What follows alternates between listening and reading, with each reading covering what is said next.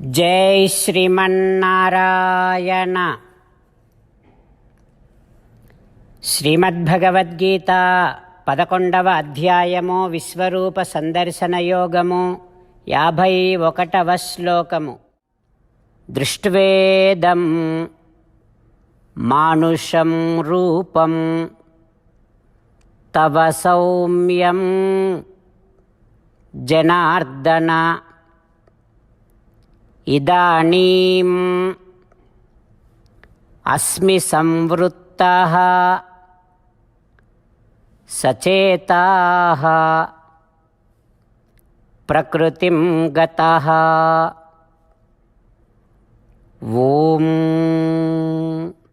గీతాచార్యుడు శ్రీకృష్ణ పరమాత్మ అర్జునుడితో పాటు మనందరికీ విశ్వరూప సందర్శన యోగాన్ని ఉపదేశం చేస్తూ ఉన్నాడు. ఆ క్రమములో అర్జునుడు ఈ రకంగా అంటూ ఉన్నాడు, హో కృష్ణ, నీ యొక్క ప్రశాంతమైనటువంటి సౌమ్యమైనటువంటి ఈ మనుష్య రూపాన్ని చూసి ఇప్పుడు నా మనస్సు కుదుటపడింది కృష్ణ. పూర్వపు ప్రశాంతమైనటువంటి స్థితిని నేను పొందాను కృష్ణ అంటూ అర్జునుడు తనకు పరిచితమైనటువంటి శ్రీకృష్ణ భగవానుడి యొక్క ప్రసన్న రూపాన్ని దర్శించి ప్రశాంతమైనటువంటి మనస్కుడవుతూ ఉన్నాడు, శాంతిని పొందుతూ ఉన్నాడు. ఆ అర్జునుడి యొక్క మాటలను మనసారా భావిస్తూ శ్రీకృష్ణ భగవానుడి యొక్క సౌమ్య రూపాన్ని, ప్రసన్న రూపాన్ని మనసారా దర్శిస్తూ సేవిస్తూ ప్రశాంత మనస్కులమై ఉంటూ శ్రీమన్నారాయణుడినే శరణు వేడుకుంటూ అర్జునుడి మాటలను మన పలుకుల ద్వారా ఆవిష్కరించే ప్రయత్నం చేద్దాం. దృష్ట్వేదం మానుషం రూపం తవ సౌమ్యం జనార్దన ఇదానీమస్మి సంవృత్తః సచేతాః ప్రకృతిం గతః. అంతేకాకుండా మనం ప్రతిరోజు శ్రీమన్నారాయణుడికి ఒక 8 పనులు చేస్తాం అని మాట ఇద్దాం.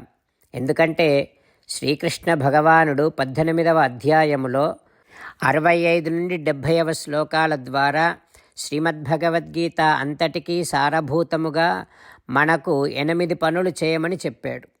అలా చేస్తే చాలు, నేను మిమ్మల్ని అన్ని విధాలుగా రక్షిస్తా అని ప్రమాణపూర్వకముగా ప్రతిజ్ఞ కూడా చేశాడు.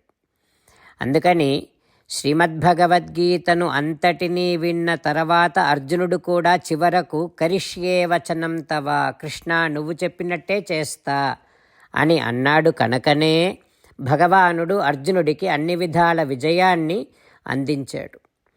మనం కూడా ప్రతిరోజు శ్రీమన్నారాయణుడికి ఆ రకంగానే మాట ఇద్దాం.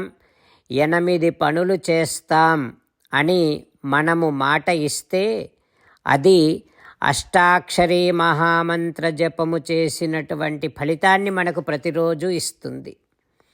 ఇట్లా మాట ఇవ్వటం కంటే గొప్ప పూజ, యజ్ఞము, తపస్సు మరొక్కటి లేనే లేదు. అందుకని నేను అంటూ ఉంటాను, మీరు మనస్సులో భావిస్తూ ఉండండి.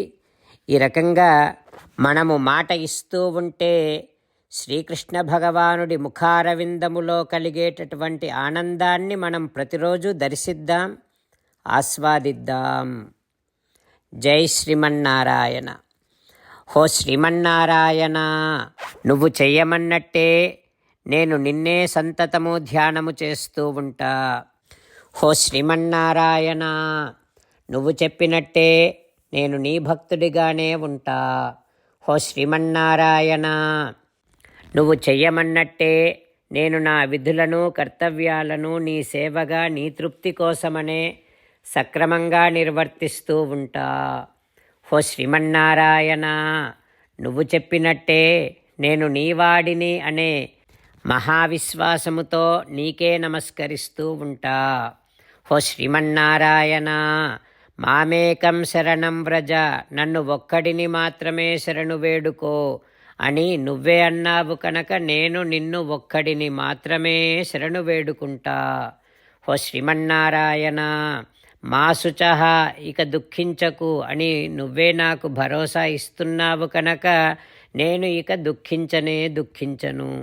ఓ శ్రీమన్నారాయణ, నువ్వు చెప్పినట్టే నువ్వు నా కోసమని అనుగ్రహించినటువంటి శ్రీమద్భగవద్గీతను ప్రతిరోజు కనీసము ఒక్క శ్లోకాన్నైనా జ్ఞాపకం చేసుకుంటూ శ్రీమద్భగవద్గీతను అనుసంధానము చేస్తూ ఉంటా. ఓ శ్రీమన్నారాయణ, నువ్వు చెప్పినట్టే నువ్వందరి కోసమని చెప్పినటువంటి శ్రీమద్భగవద్గీతను తెలియని భక్తులందరికీ తెలియచేసే నా వంతు ప్రయత్నాన్ని నేను నిరంతరము కొనసాగిస్తూనే ఉంటా.